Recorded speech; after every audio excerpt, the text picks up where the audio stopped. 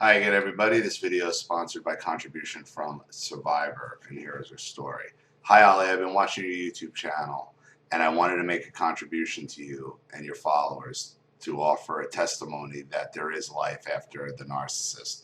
You can refer to me as Survivor. Like most of your contributors, I was unaware of the modus operandi of this type of personality until after I removed myself from his life and did some homework. Once you discover the playbook of the narcissist, everything falls into place. What you and others discussing this personality disorder have helped to do is the thing that narcissists hate most: exposing them. Their greatest fear is that their true nature will be exposed to the current and future sources. By recognizing their methods as early as possible in the relationship, the less harm they can do. I met my narc in 1999, long before there were resources online like YouTube, Facebook, forums, and blogs. I met him online when YouTube Personals was in its infancy. I was a single mother with a 3-year-old daughter and a daughter in college. I was 15 years out of my marriage and 2 years out of the relationship with my toddler's father. I wanted to avoid a rebound, so I took some time off. Obviously, I was still vulnerable to the narc's charms. And he was super charming, tall, dark, handsome, well versed in the ways of romance. The early stages of my relationship with him was the typical whirlwind. He swept me off my feet onto a merry-go-round of mood swings, passionate declarations of love and commitment, or technicolor tirades that confused and disoriented me. Some of his tactics didn't work on me because I wasn't as naive and inexperienced as his former targets. I was in my late 30s and he had raised children, had a good job, had owned a home, and had survived an even worse monster 10 years prior when I was involved with a sociopath who almost murdered me. What was it about me that attracted these guys? I'm sure I have a family that trained me to accept bad behavior, verbal and physical abuse, and the futile desire to win over those who are incapable of love. It's a common dysfunction. I'm sure I'll have aspects of this my entire life. However, a narcissist will go after anyone who has something he wants: free rent, access to your resources, a hideout from his creditors, heck, even a library card. They're not that picky. I'm sure he thought he won the lottery when he met me, since after we split up, he was content to live in a Section 8 flop house with a drug addict. The best advice I can give to people is to be alert in the early stages. When entering a new relationship at the first signs of discomfort, the kind that makes you feel anxiety, guilt, confusion, or fear, you must evaluate the source of those feelings. If they are caused by the behavior of your new significant other, muster the courage to walk away. Don't delude yourself into thinking things will improve once you get to know him better, or when you have managed to manipulate the scenario to suit his whims. A partner who asks you to change your hair, your job, your friends, or rearrange your furniture, your schedule, your priorities, and your values does not want you. He wants a mirror. He has reduced you to an object, a man who makes you feel bad more often than he makes you feel good, or typically who makes you feel bad most of the time. Overshadowing all the good is intentionally eroding your self-trust, distorting your worldview, and slowly siphoning the very marrow out of your bones, like a parasitic body snatcher. I didn't walk away early enough. I ignored a lot of red flags I saw in the first few months. For example, the women who were still chasing him via email and phone, whom he said were just crazy, or that he wasn't in touch with his family and he had no local friends, or he had no car, no real job, and rented a room with a middle-aged woman whom he had a strange relationship. Within a couple months, I instigated a break because he was becoming aloof and pushing me away, to which he responded by threatening to move back to Texas. Typical abandonment ploy. I fell for it. I married him after less than 6 months of knowing him because I got pregnant. That was really ironic because this narc didn't like to have sex, at least not with me. I think I got pregnant the second time we slept together. Incredible, I know, especially since I was on birth control pills. It was practically a miracle. I honestly expected him to. Well, let me ask you something. The night you got pregnant, did you have you liquored up? Because that will affect the birth control pill. Or were you on any type of antibiotic? I honestly expected him to bail when I informed him I was pregnant. I wasn't even certain I would go through with it. His reaction surprised me. He considered this a second chance for him since his ex-wife and son were living in another state and they had split up with their son was when their son was 4 years old. His son was almost 10 and they were estranged. I think there was a part of him that wanted that. He was looking for a new life, just as they all do. They needed a clean slate. They reinvent themselves everywhere they run. Eventually it all catches up to them. We had a baby boy and he doted on him for the first year or so. He wasn't very attentive to my 4-year-old daughter. He wasn't abusive to her, but he wasn't very nice. He pulled typical stunts of the narc, gaining and losing jobs, working part-time, contributing as little as possible to the household. I had to go back to work after only a month of maternity leave because we needed the money. My older daughter, who was then in college, hated him. Heed the instincts of your children, family, members, friends. They aren't blind like you.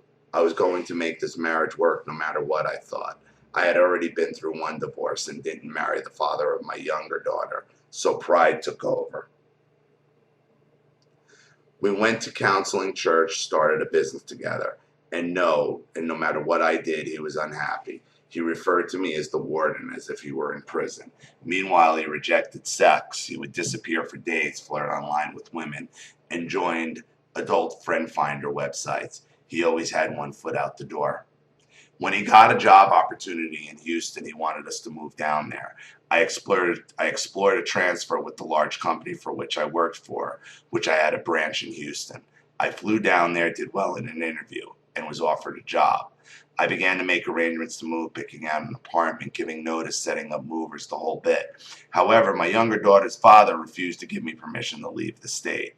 I didn't have time to go to court over it, so the narc suggested I give custody of her to her father.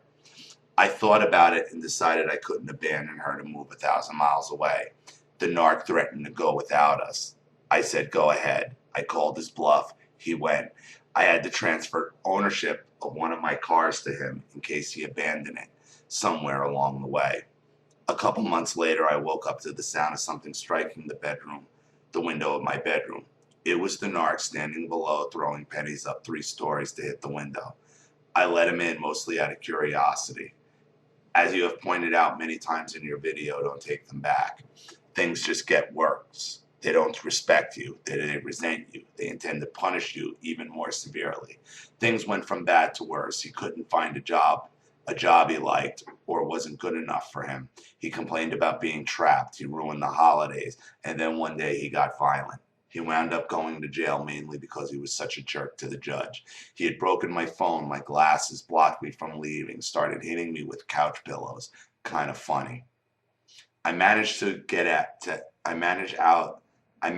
outmaneuver him and get away. He actually had the audacity to call me from jail and ask that I pay a traffic ticket for him that he failed to pay.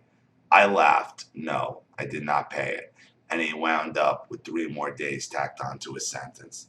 Fast forward a few months later, when he once again talked to me into letting him back into my home, using the excuse it was cheaper for us to live together and that he could help take care of our son. That final reconciliation lasted about 4 months until he had another outburst where I was running late for work and asked him to change a poopy diaper so I could get ready. He got pissed and threw the poopy diaper at me. It struck the wall, splattered all over me, the floor, and the wall, and I had to change my clothes, clean up, and wound up being late for work. That evening, when I got home from work, I told him he had to leave. He refused. He threatened to sick my brother, and I threatened to sick my brother and best friend on him, both of whom he feared. He did leave. I had the locks changed and refused to answer his calls. We had cell phones back then, and I had a landline with his caller ID. This is 2002. A few months later, he drove over, and I was in a babysitting crisis. I had to play a concert and had no sitter. I allowed him to babysit for a couple hours. When I got home, he was doing laundry, one of his favorite chores, and, and had cleaned the house. I was disarmed by that at first. When I went upstairs to change out of my dressy clothes, I noticed something awry on my dresser.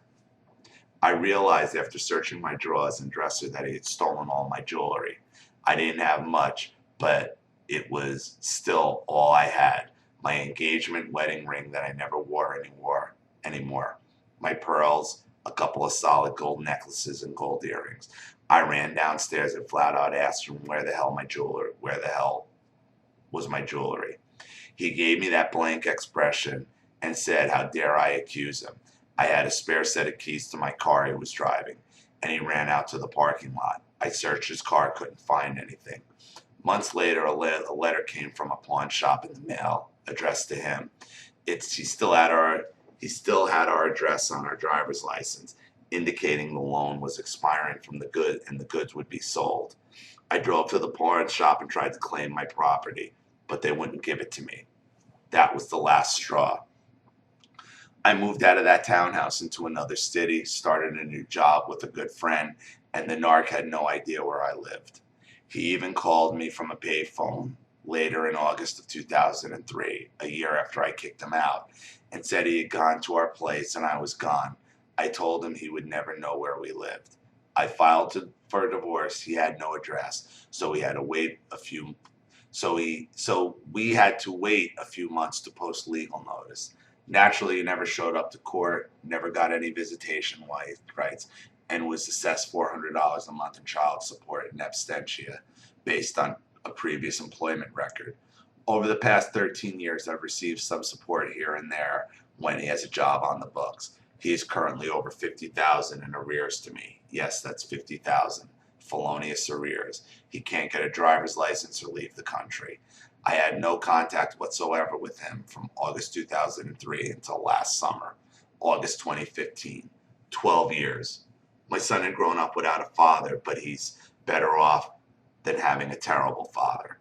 He's a great kid and goes to school, plays football, gets excellent grades, and wants to be president of the United States one day.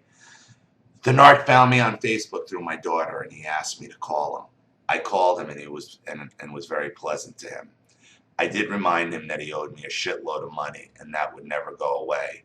He'd be paying me until the day he died. He wanted to meet our son. I asked if my son wanted to meet his dad, and he gave it some thought. Finally, he said no. He said he'd never refer to him as his dad. He didn't deserve to be in his life, and he wanted nothing to do with him.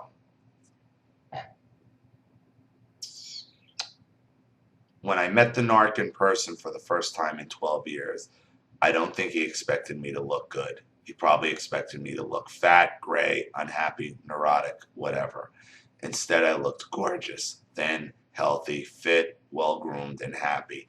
He, on the other hand, had gained about 40 pounds and was almost entirely gray, although he has a good head of hair. He had to ride a bike to the restaurant. He was working under the table, of course. I had been in touch with his ex-wife and son, who is now 25 years old. We had visited them in Houston a few years prior. I felt sorry for the narc for missing out on both his fine son's lives. He was clearly miserable, had burned all his bridges, was living in some poor source's home. No doubt, had nothing to show for his life. To all those women and men out there who have been victimized, don't worry about karma. It will take care of them. Just take care of yourself. Go no contact permanently if you can, or limited contact when necessary. I got lucky that he went AWOL.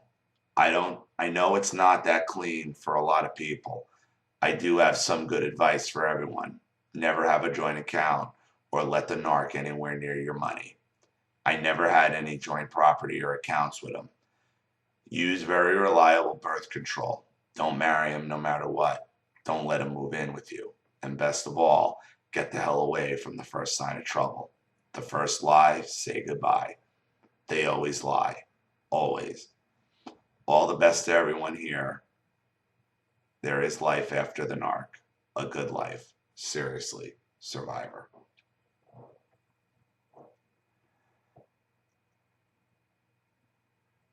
get away at the first lie. I mean, you said it best yourself. I mean, this guy sounds like a grade A piece of shit, so. It bothers me. I'm not saying you're doing anything wrong. And I understand your son's not wanting to meet him, and he has every right to do that. I'm not sure how I feel, though, if you're going to keep him on the hook for the 50 grand for the child support. And if he wants to meet his son, to not let, I don't know. I don't know. He put himself in that position. He won't work. He's been lazy. Yeah, you're probably right. I would go that way because he's only going to screw with your son over the money, you know. However, keep in mind, as long as you got that child support hanging over his head, he could file for legal rights. And it might escalate to that. You never know. You never know. Just keep that in the back of your mind. Because he could, at this point, force some kind of reconciliation. They wouldn't just give him custody at this point. There'd be some kind of reconciliation process after 12 years. But that's up to you. And that's for you, that's for you to decide. So thank you for your contribution. Thank you for your story. I really appreciate it. Thank you to everybody watching. Please leave any comments or opinions in the comments section below. And again, remember, if you want your story read on the channel, you have a topic you'd like me to cover, or a narcissist you'd like me to expose, you know what to do with the PayPal and my email links in the description box. I'll have a video right back to you. This is Ollie Matthews. Thanks for watching. See you all again soon. Bye.